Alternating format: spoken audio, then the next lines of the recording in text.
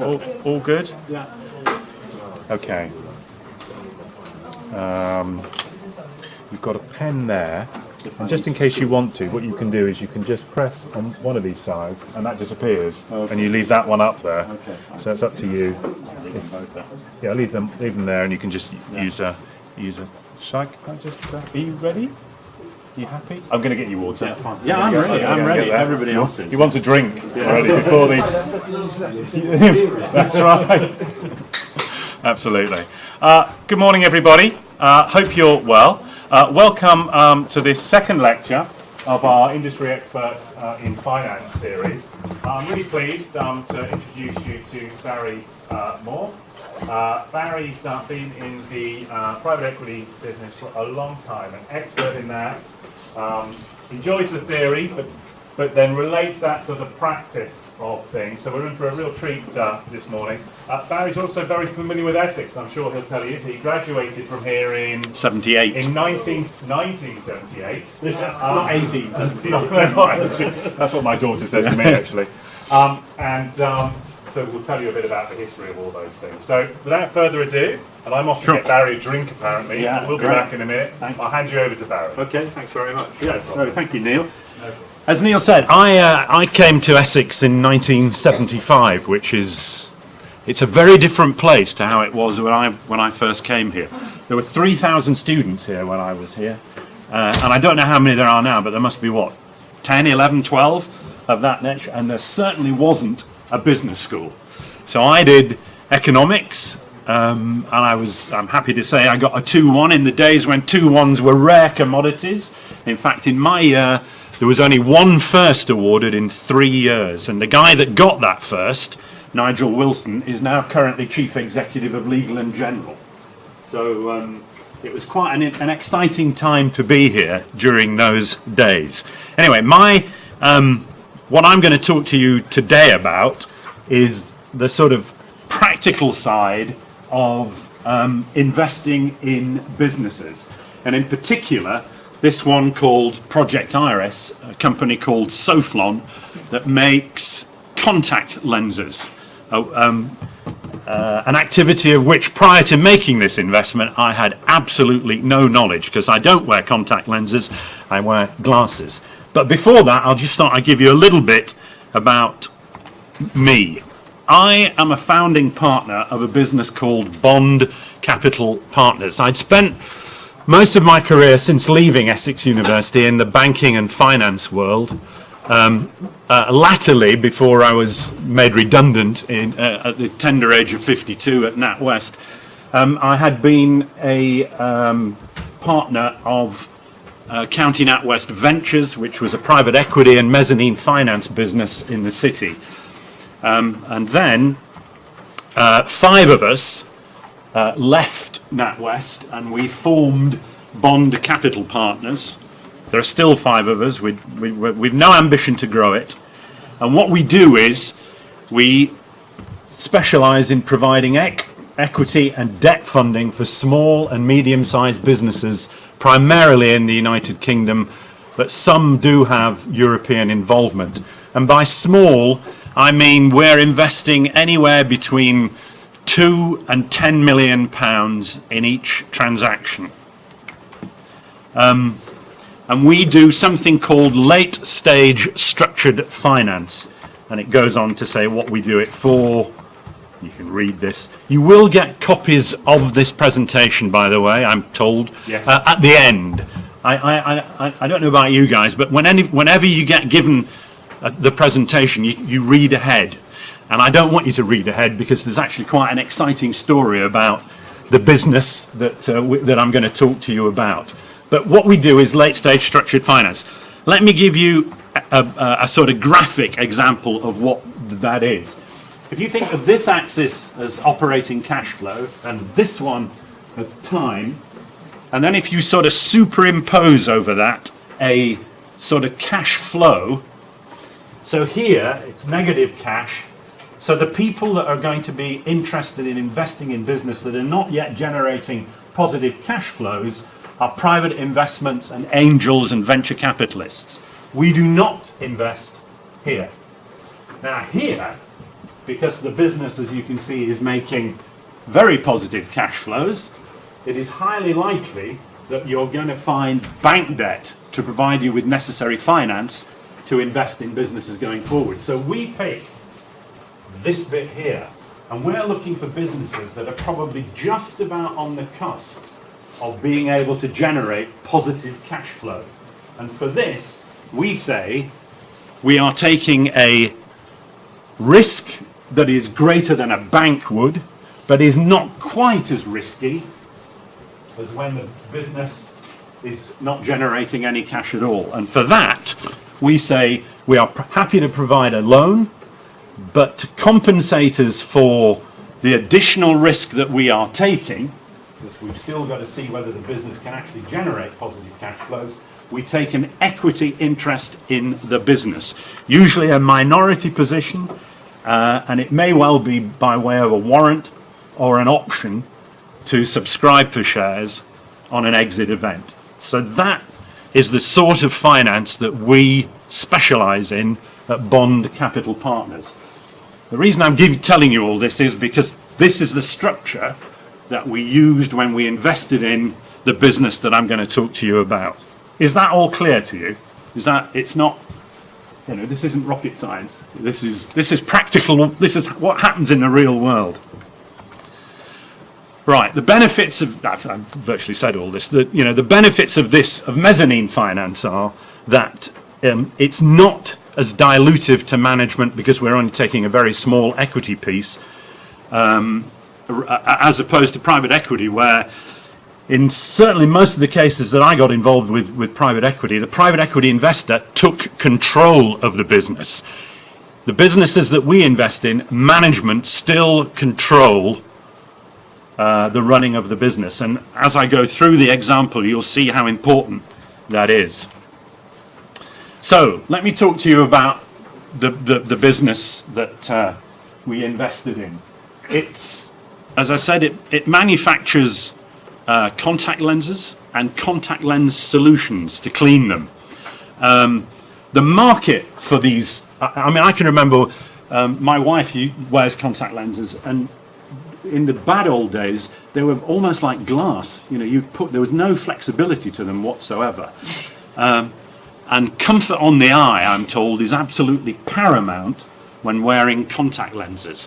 And one of the best ways of being able to do that is to use silicon hydrogel. I am no chemist, but I'm told that the properties of silicon hydrogel make the lens very soft on the eye.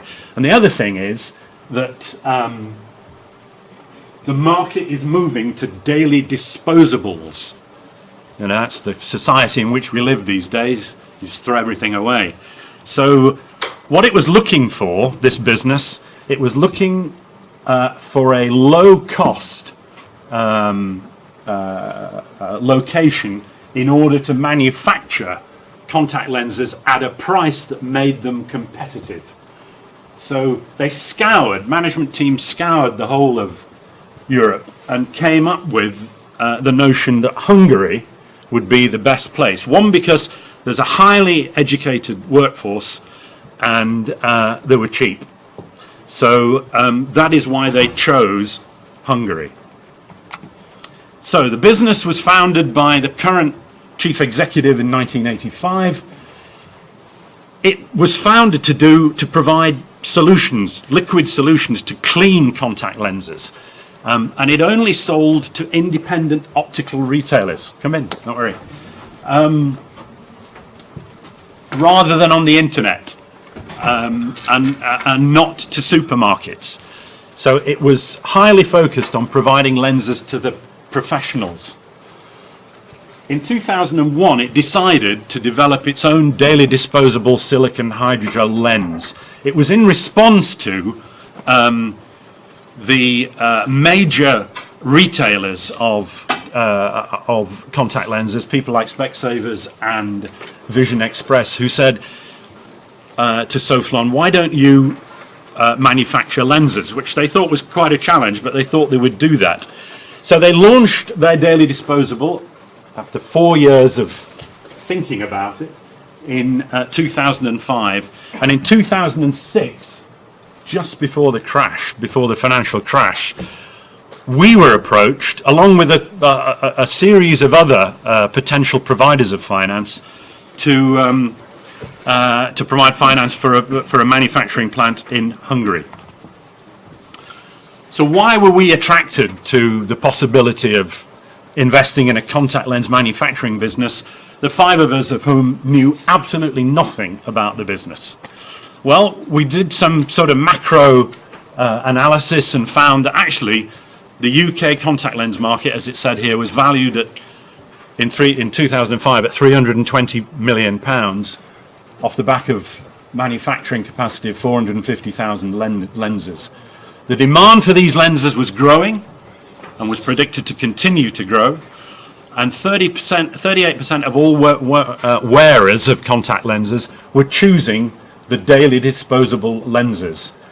And we were looking at a worldwide market here, as it says on this slide, of $4.5 billion. So it was an enormous market, and here was a niche operation, and we thought that the macro dynamics of this market were interesting enough for us to continue looking at it.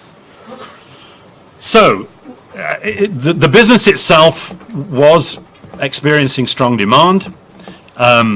The labour cost represented about 50% of each contact lens, so they needed to bring that cost down. And so the only way they could do that successfully, in their view, was to move their manufacturing operation from Southampton in the United Kingdom to Hungary, to Budapest in Hungary. And the idea was that they would bring down their cost of unit cost per lens from 13 pence to 9p. And as it says here, at 9 pence, Soflon would become the lowest cost producer in what is, in effect, a commodity market. So, this was the financing structure that we were asked to consider, and we were looking to provide £6 million of what I call this late-stage development finance. And you can see that they were raising money from leasing, which most of the contact lenses, well, all contact lenses are made by these wonderful robots, but you can get lease finance for that. The business itself was generating cash, so we could use internally generated company cash flow. Barclays Bank very kindly increased their overdraft by £1 million, but there was a shortfall. So they needed, in order to be able to meet their expenditure, £6 million. So we thought about it long and hard and decided that we thought that this was a reasonable business in which to invest. So if you look at what the business was doing, it says here, you see that the sales actually fell off. But what they were doing was they were packaging their solutions with Specsavers and Vision Express's lenses at no margin. It just boosted the sales line, but they weren't making any money.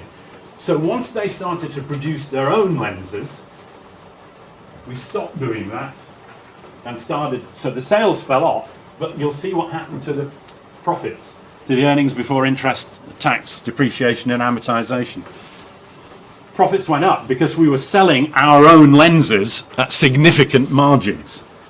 So we were looking in 2006 at a business that was making around 3 million of EBITDA, with the prospect of, over a relatively short period from 2006 to 2009, of them quadrupling their operating profits, which was, if delivered, a very, very exciting business. So, and they did have, which underpinned these sales growth and these operating profit, with the two largest contact lens retailers in the United Kingdom. So it looked as though, from our perspective, that this might be a reasonable bet. So some of the risks that we've thought about were, are the really big four. The contact lens market is dominated globally by four huge players: Johnson & Johnson, Bausch & Lomb, CooperVision and CooperVision. These were huge companies. Johnson & Johnson's enormous. And we thought, are they going to react? And are they going to bring down their prices? Well, actually, we did know somebody at Johnson & Johnson, and we spoke to them, and they said, Soflon is such a small company, you know, sales of 40 million that Johnson & Johnson's research and development budget, for example, was bigger than the whole of the sales of Soflon. So we didn't think that the big four would have a hostile reaction to us doing what we were doing. Now, the biggest risk from our perspective was the execution risk. Could they actually build a contact lens plant in a foreign location on time and on budget? We'd met the management team in Hungary, who were very, very competent people, but nevertheless, there was a risk. I went to Budapest, and when I first went there was just a hole in the ground. There was nothing there, just a hole. And I thought, oh my God. And if you've ever been round a contact lens manufacturing plant, the tolerances, you know, you've got to have the flattest floors to put in these robots that can actually cut the lenses. So it was a significant risk. And the other thing was, could they really bring down their cost of production from 13 pence a lens to 9 pence, which underpinned the viability of this particular transaction? And also, was it right that they were not going to sell into sell only via opticians instead of perhaps going on the internet? So it was a narrow market, and we thought that that was a potential risk. But it had a growing customer base and a great sales pipeline, had a very strong management team, packed full of opticians and ophthalmologists. They weren't just salespeople, these were real people within the industry. There was proven demand. I'll come on to explain how we actually price our 6 million deal in a moment. But the business itself was actually generating positive cash flow because of its solutions business, because of the lens solutions business. It was making about 3 million a year from just its solutions business alone. So, how did we price our facility? Remember, we were in competition with several other people who were looking to provide a similar sort of package. So we were going to give them a 5-year loan. Bullet means that we weren't going to ask them to make any repayments of capital over that 5-year period. They were only going to pay the interest. That was extremely attractive to management. Most banks, for example, would not give you a 5-year loan and not expect immediate loan repayments. So they could use the money that might otherwise have gone to service and repay the loan to invest in the business. That was an extremely attractive offer for management. And was that the difference? Sorry, Barry. Was that the difference between you and the other competitors as well? Were they perhaps also offering a loan? No, because most of the others were mezzanine finance departments within the banks. Okay. And all the banks, this was unheard of then, of giving, you know, a bank would never lend you any money if it doesn't think you can start repaying it straight away. But the other thing, and I'll come on to it, but there was another key component as to why we got chosen, apart from our magnificent magnetic personalities, I have to say. So we were going to charge them 6% over 3-month LIBOR. Now, do you all know what LIBOR is? The London Interbank Offered Rate. It's the rate at which the prime banks lend to one another. Okay, there has been some controversy about how you price LIBOR, but that's a different discussion. So, in those days, LIBOR, as you can see, was about 5.5%. So we were going to charge them a current pay interest of 11.5% per annum. Okay? But we also said, remember this, we were taking in part an equity risk. which we needed compensating for. So we said, we'll charge you another 3% per annum, but we'll accrue that annually, and it will only be payable at the end, in 5 years' time. They quite like that. We quite liked it because we were getting 11.5% current pay. So now we're looking at 11.5% plus 3, so we're now looking at 14.5% in terms of contractual return. Not enough, cried our shareholders. You need to charge more. So what we did was, we took out an option to acquire 10% of the business at a value, and I'll come on to talk about how we valued this business, at a value of £6 million. So we were going to spend £600,000 to own 10% of this business. We also, as all banks and financial institutions do, we charge an arrangement fee of 2.5% of the whole amount.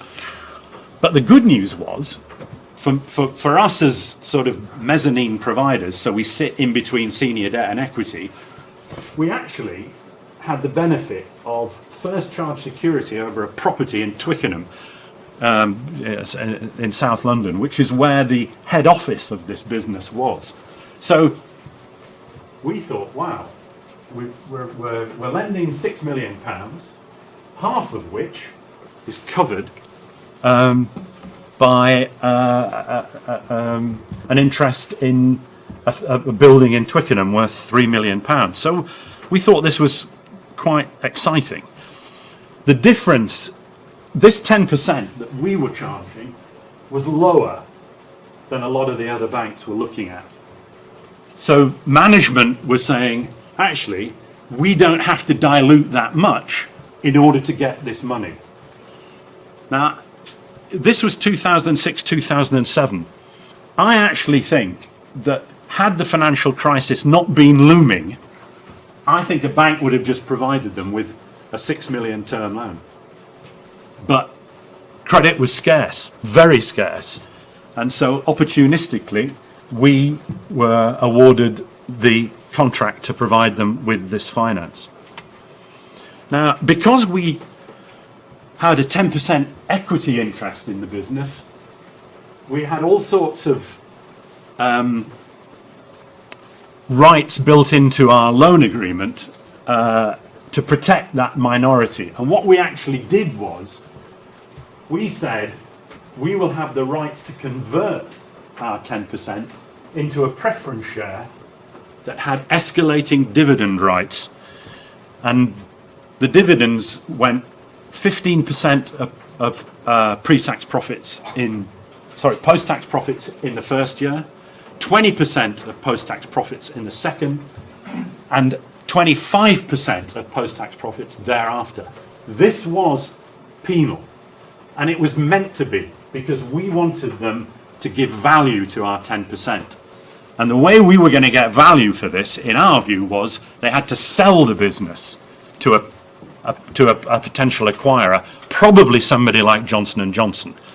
So in order for us to be able to get the sorts of returns that we were looking for, we built into the structure a very punitive dividend, which, and it says it was effective from 2013. So at the time, remember this was 2006, management never thought that they would ever pay those dividends because they'd have sold the business by then. More of the story to come. So, how did we value this business at 6 million? As I said here, not a science but an art. This was an enormous negotiation between us and between management. Clearly, management believed that their business was worth a lot more than 6 million quid. We believed that we weren't going to value it at any more. So, what we said was, we think, because this is a pretty stable business, at this stage, the business was not benefiting from any sales of contact lenses.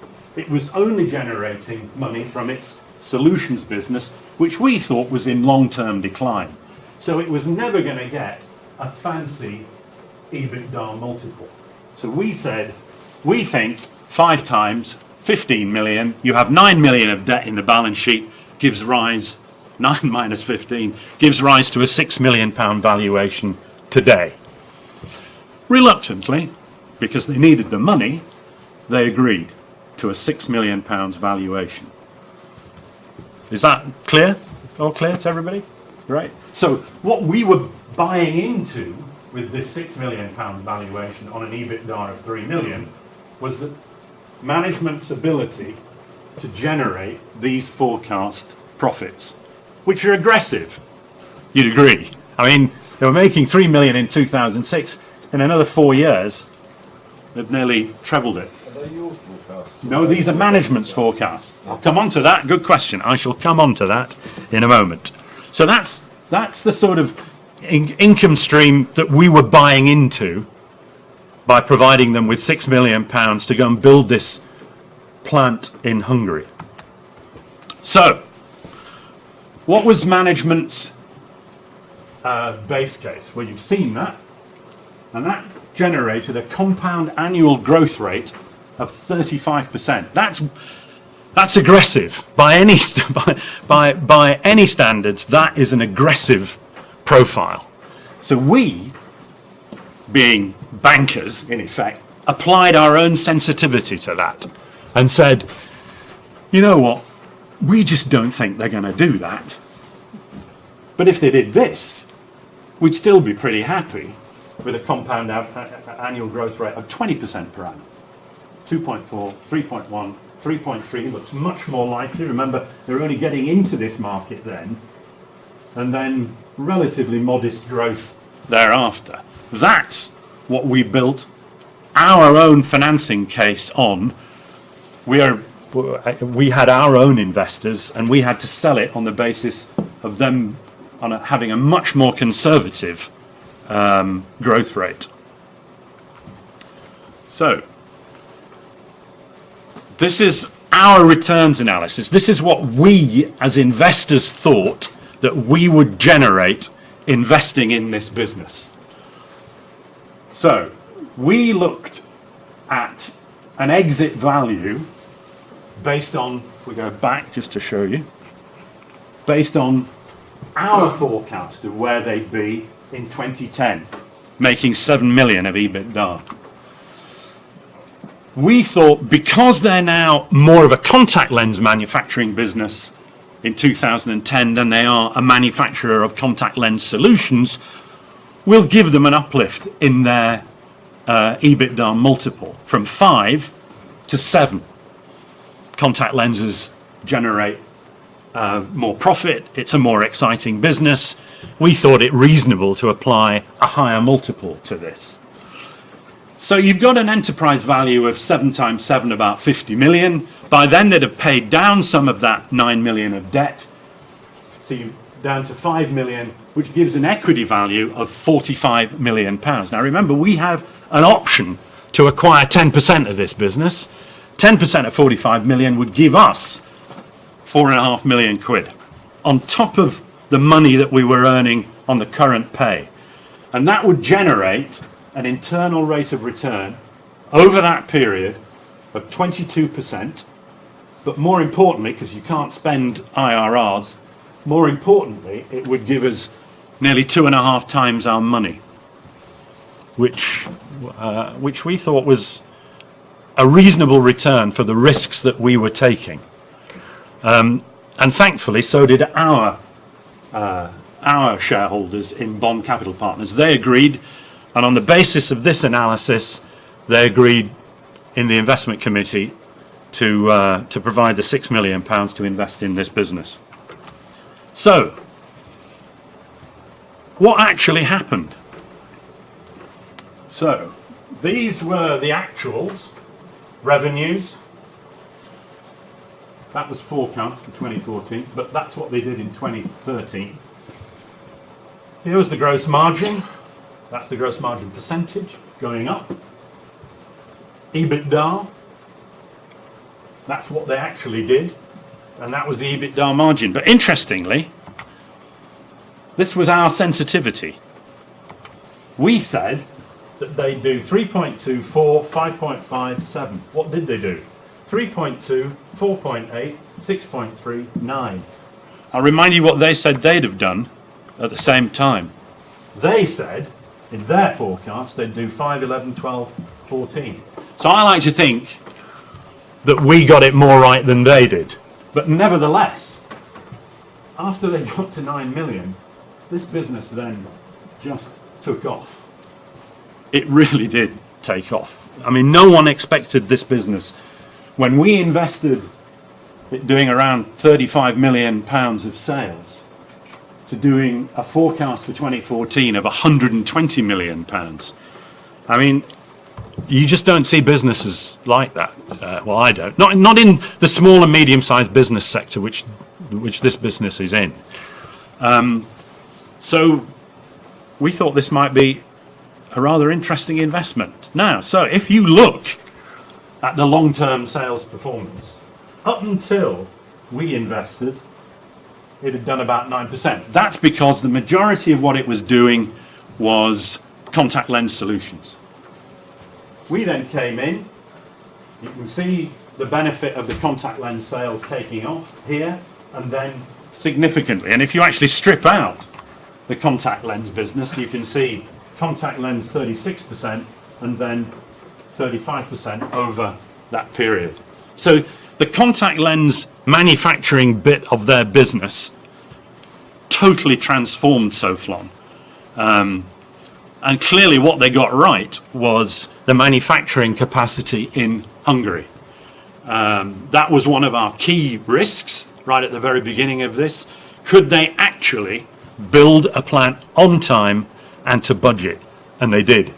And they did more than that, because they had forecast 3 lines of production. By here they had 6. So they were doing remarkably well. So what's it worth? What is this business worth? Well, there are 3 typical ways of valuing these businesses. You can look at quoted comparables, price earning, PE ratios. You can look at enterprise value to sales, but the one that the private equity industry focuses on mainly for businesses, for unquoted businesses, which of course this one was, is EBITDA. And that's how we valued this business going forward. Remember, we valued it at 5 times EBITDA historically, and then applied a 7 times EBITDA multiple to generate our own returns. So, if you looked at some comparables, St. Shine is a Taiwanese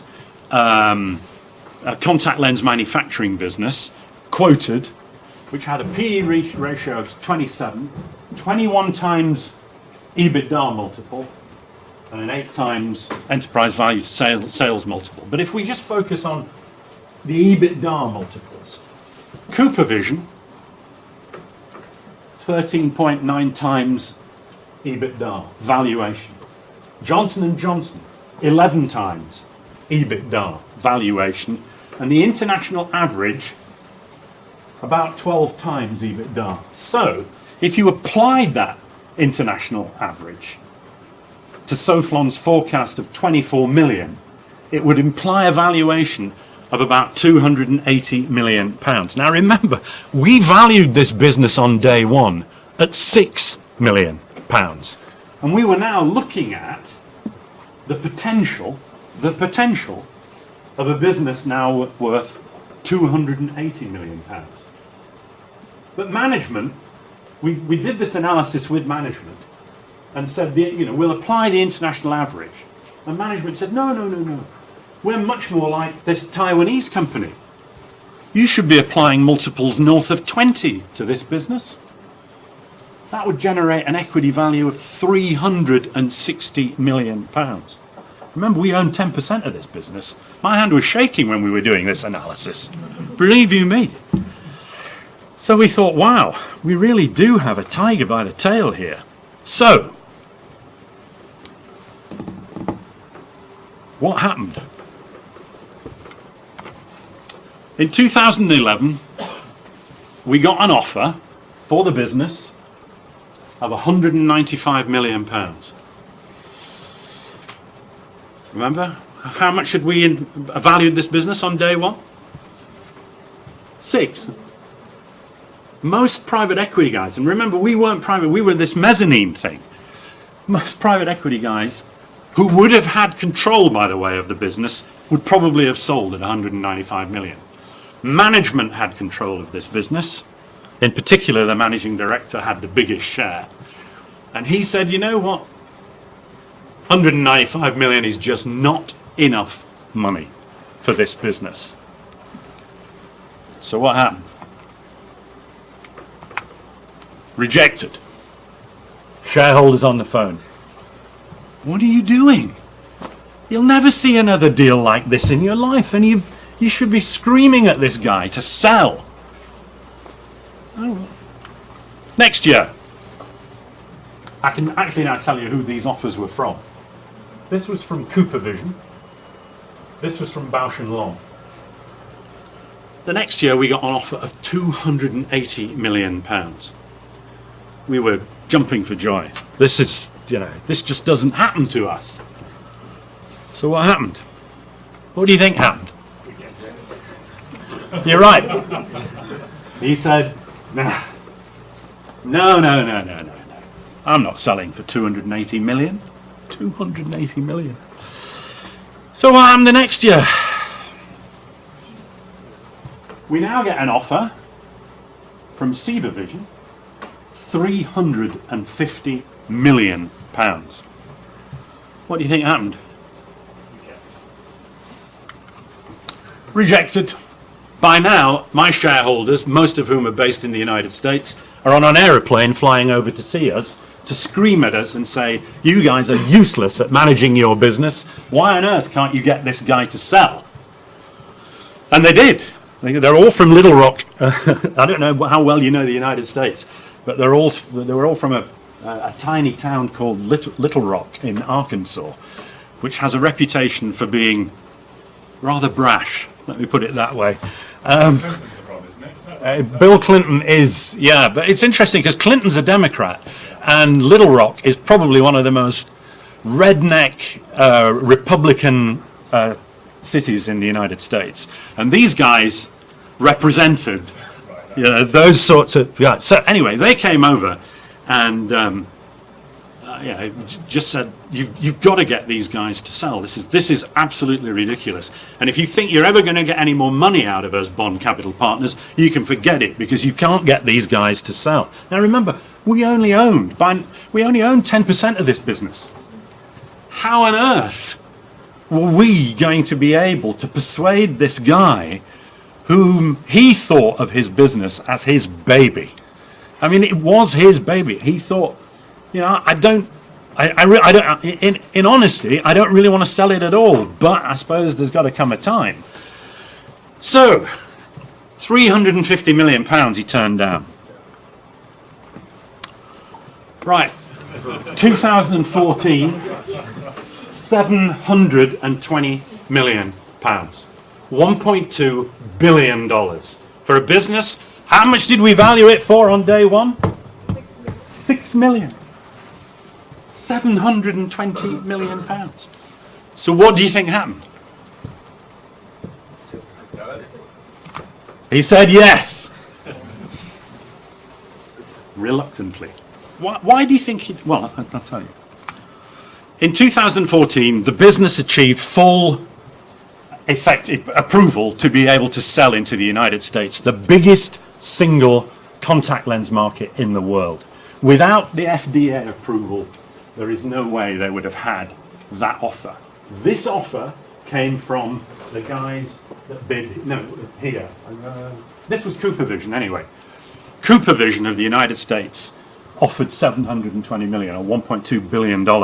And the reason they offered it was because Soflon had developed a very soft daily disposable lens that none of the others, despite their enormous research and development budgets, could develop.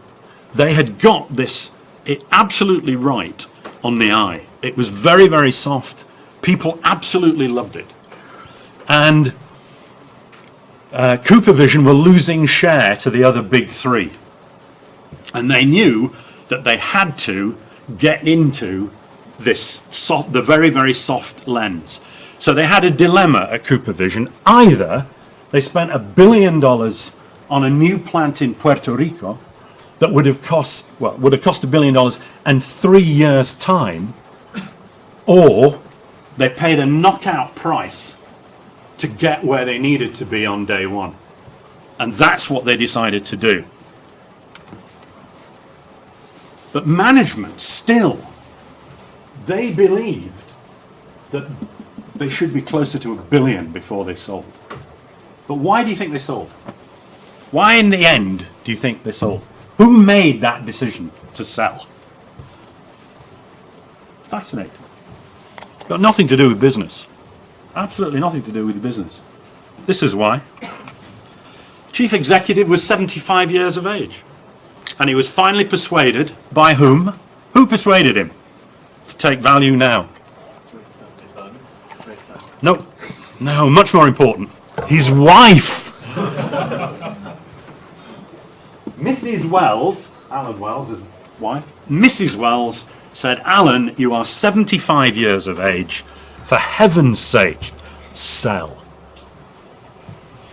So, what happened to Cooper Vision's stock price? This was when the announcement was made that they were going to buy Social. Up. Continued to trade up. So what does that tell you? Could Cooper Vision have paid more? And should management have accepted? Well, this is what the market thought. Market cap on June 1, when the announcement was made, was 6 billion. By the end of the year, it was 7.8 billion.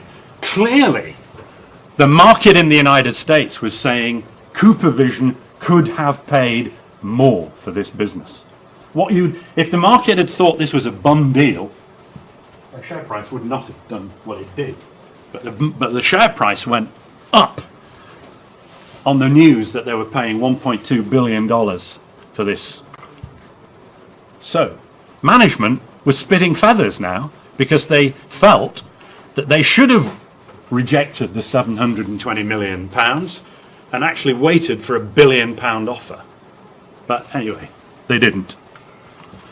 So, this is my concluding remarks. This deal did complete on August the 6th, 2014. And no, I didn't buy a Rolls Royce. But what clearly is interesting is the difference between whatever notional values you might equate in your own mind and in computer programs has got nothing to do with ultimately the price paid. We would never have put a value of £720 million on this business. It would have been inconceivable for us to have done that. And yet the market determined what the price should be. It's also extremely difficult to find market comparators when valuing private companies. It just is. And as I said, the EBITDA, the private equity industry typically uses EBITDA multiples. Buyer's synergy were absolutely vital here. Remember, Cooper Vision could not develop a soft enough lens and thought it was the best thing to do was to actually buy a business that could. But this is the biggest issue. I mean, he had an ego the size of... he was a difficult man to deal with. But, and at the end of the day, he turned a business that we valued at £6 million into a business worth £720 million in 5 years. It was a phenomenal performance, and one that I can definitely say will not be repeated in my lifetime. But it was great to be part of that transaction, because these things just don't happen that often. But it was a great ride. I hope you enjoyed the story. Thank you very much. Yeah.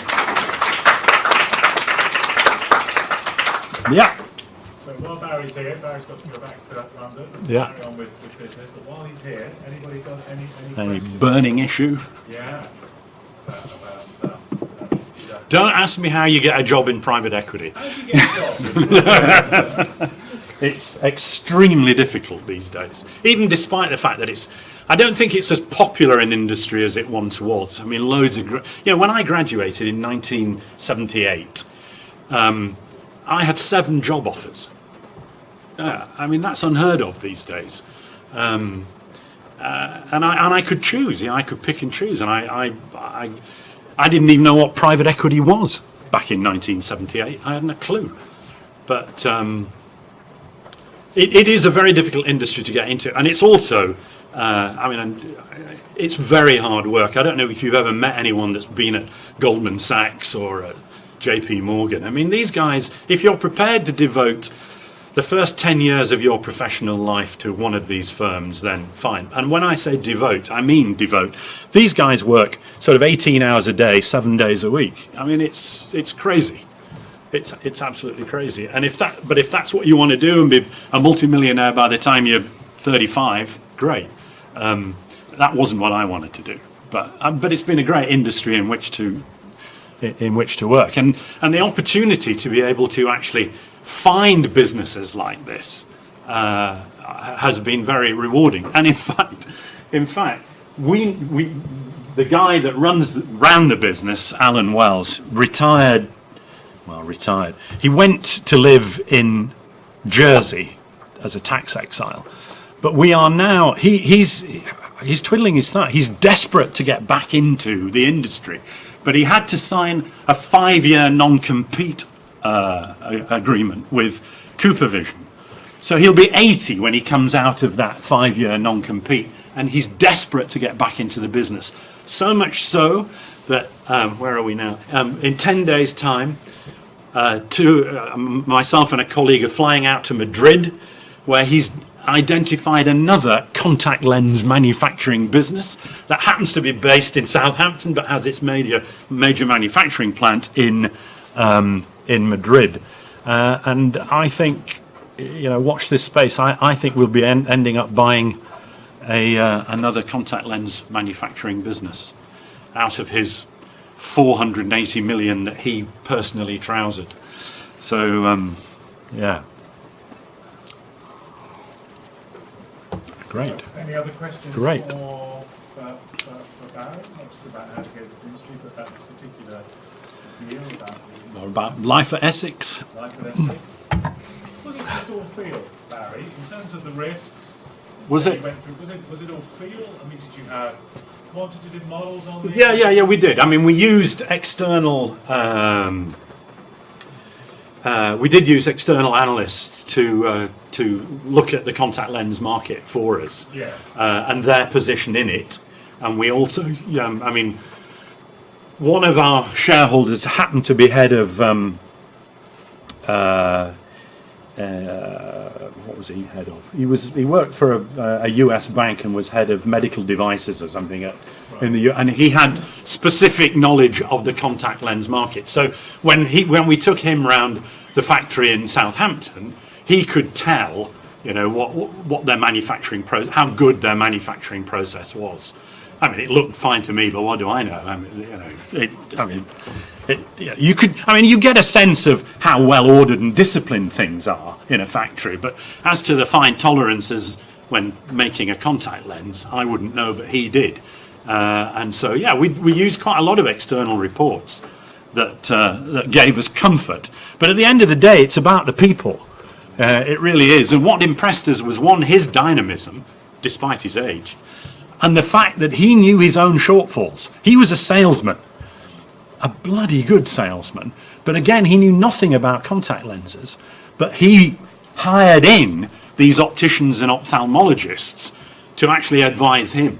So it was an exceptionally well-run company, but he ran it with a rod of iron. I mean, he really did. He was I don't get the impression that he was a great guy to work for.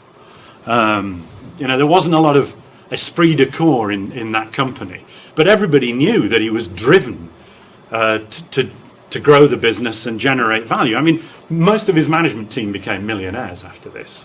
They were all equity incentivized, not to the same extent he was. As I said, I think he made 420 million, 450 million. I mean, he's in the Times top 100 list. But for tax purposes, he doesn't declare what his real worth is. He says he's worth half that. Well, we know for a fact he's worth twice as much as that. So, but he lives very modestly. I mean, he lives on Jersey. The house is nice, but it's not spectacular. He drives a 8-year-old Mercedes. He's not. And he's got 3 sons. I think they've all got Lamborghinis, but sons, absolutely. Absolutely, but it's about the personality so much. It really was, and in part, and I said that the reason Bond Capital got the deal was our pricing was more attractive. I also think it had got a lot to do with the fact that we as a firm are quite different to a lot of private equity businesses that are just packed full of analysts. With the exception of me, I'm the only banker, but the other guys have all been executives within companies. So there was a meeting of minds. They spoke the same language, and dare I say it, a few grey hairs helped as well, because he was a lot older than even us. He was a lot older than us, and I think he was he'd been courted by a lot of private equity firms, but it was the young guns that were sort of coming in to tell him almost how to run his business, and he didn't like that. So the personality was, managing personalities, and his ego in particular was absolutely paramount. It really was. Okay, guys. Yeah. More questions for Barry? Perfect. Is there any other market you're looking in? We don't. We are generalists. We don't actually specialize in any particular market. Our shareholders, the biggest shareholder we have is this company from Little Rock. They make, they extract natural gas from the earth. It's a fascinating story.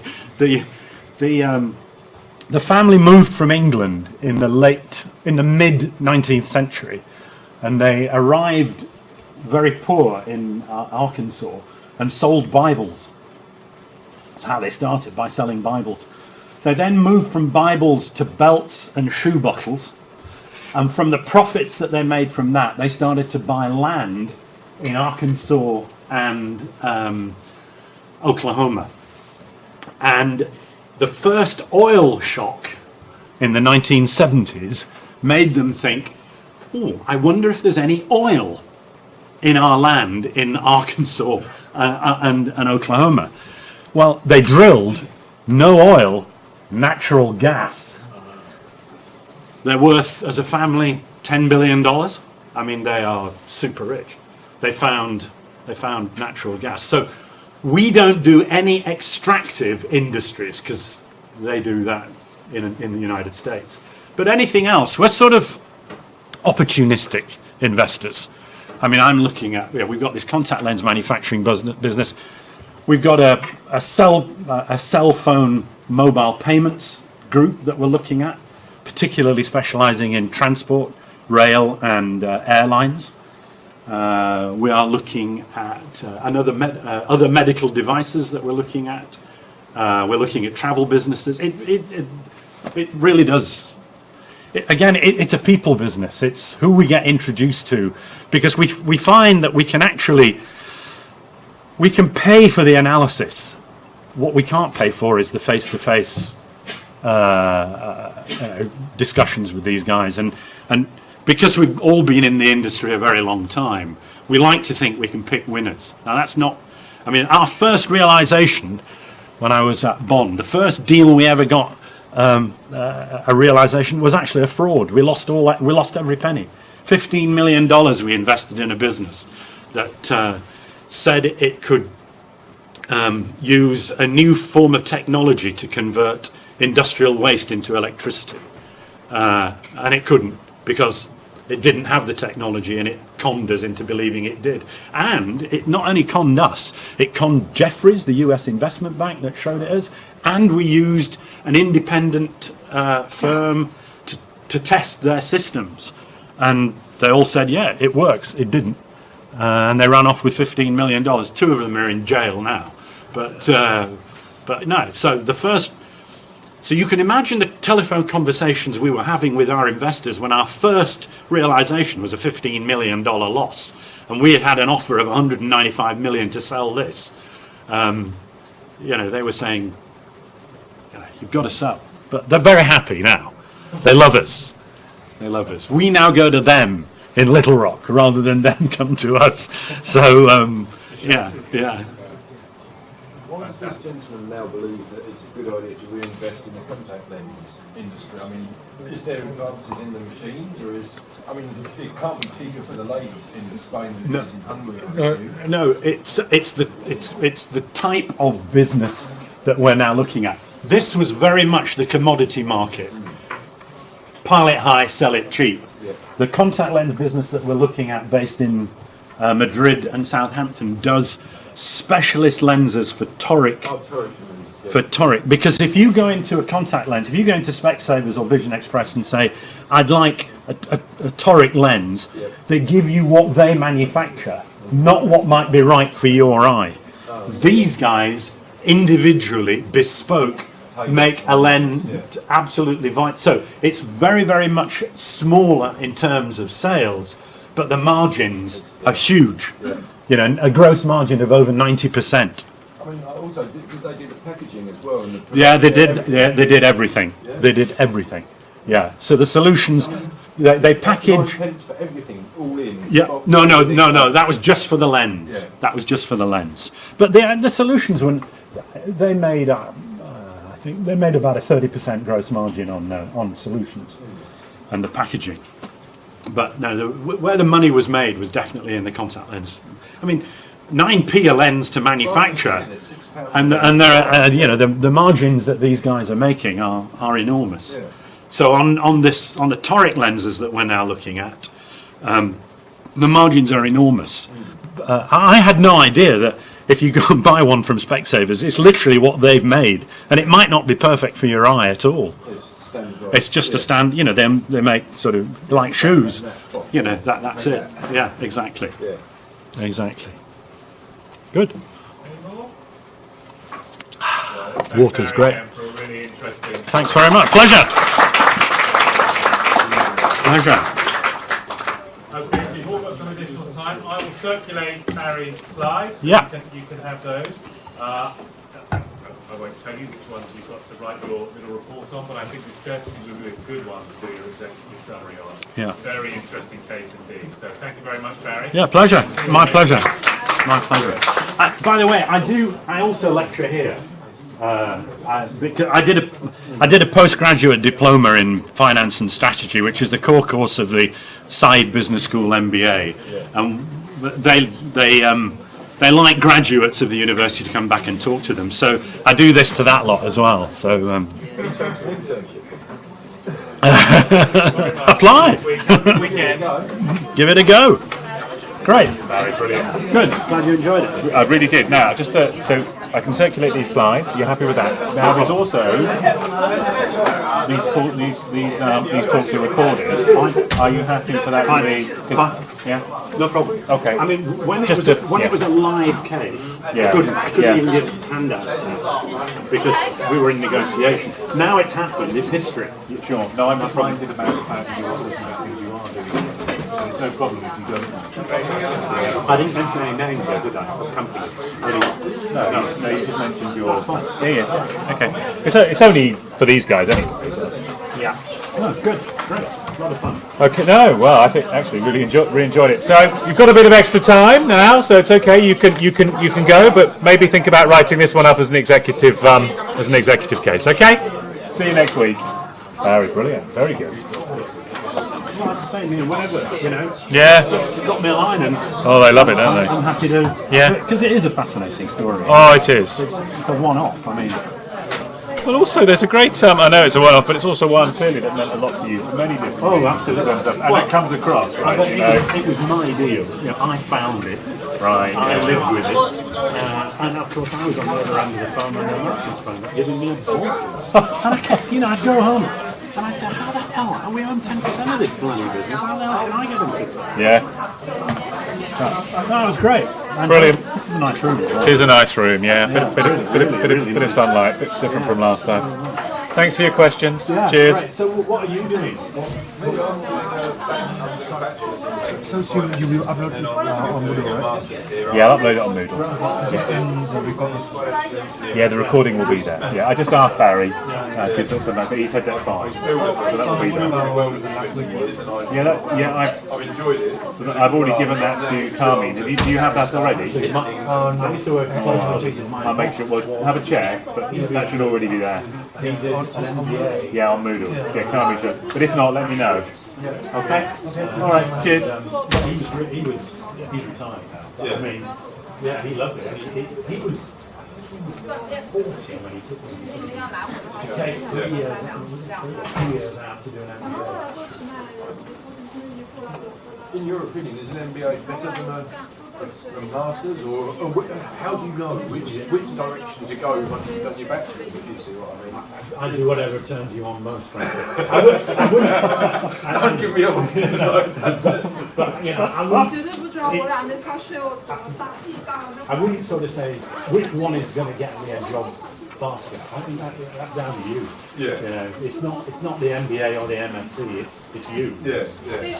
I mean, my biggest problem at the moment is I send off my CV to all these banks and various companies. And I think I've got about 110, 120 applications I've done. And I've got back 6 emails saying, thank you, but no.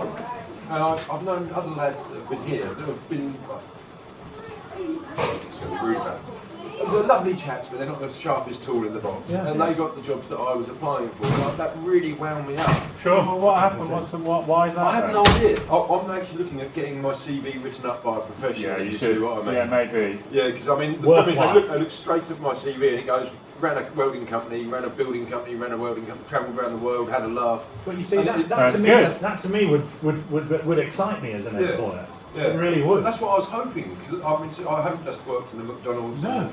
and sort of, or a co-op or whatever. I went out But and, maybe it's the smaller finance houses that would be interested, as opposed to the banks, which may want to mould someone and may look and say, oh, this guy looks like he might have a bit about him. Yeah. Maybe it's the smaller. I don't know. Yeah, I know. maybe Yeah, you suggest I yeah. get in touch with Landers banks up in the city, like Oh, the yeah. German Yeah, banks, because they're apparently more open to people who are a bit different, if you see what I mean. A That's bit more experience. Yeah. Yeah, well. yeah. Yeah, I certainly wouldn't have. The county out west that I work for is now Bridgepoint Capital. I wouldn't go there because you're like, that's exactly what they want. They want raw recruit, Yeah. business graduates.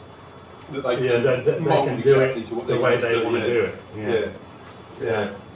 And I get asked it, if it makes you feel any better, but I get asked exactly the same question at Oxford as well. Yeah. It absolutely, it's just tougher out there. As I said, when I I went think in, it is tougher. I think that's fair. got Yeah. 7 job offers when I. When I was being a builder, I used to be perfectly turning down work, and now it's a case of like I've never been in a situation where I've actually got to apply for things, and when I apply, it gets really disheartening. Yeah, of course. Yeah. When they don't even bother to email back and say thank you for trying, but Yeah. you're like that's just down. I tell you rude what, and why don't cheeky. you send me your CV and I'll have a look at it. Okay. If you can, you've got my email address. Yeah, I have, yeah. Because I know I gave. If you email me, Yeah. all right, and then I can. you can forward my I'll email give you and I'll my have a look at it for you. Yeah. Because effectively we could have all retired. So we only do this now because we enjoy it. Yeah, It's a lot of fun. So we've no interest in growing the business. Actually, I've got an ex-colleague of mine he's just been made redundant. It happens. Early 50s, you're out. And he's just been. We might bring him in to replace another guy that's going to retire. Yeah, I mean that's my other fear. That I'm now 43. Yeah.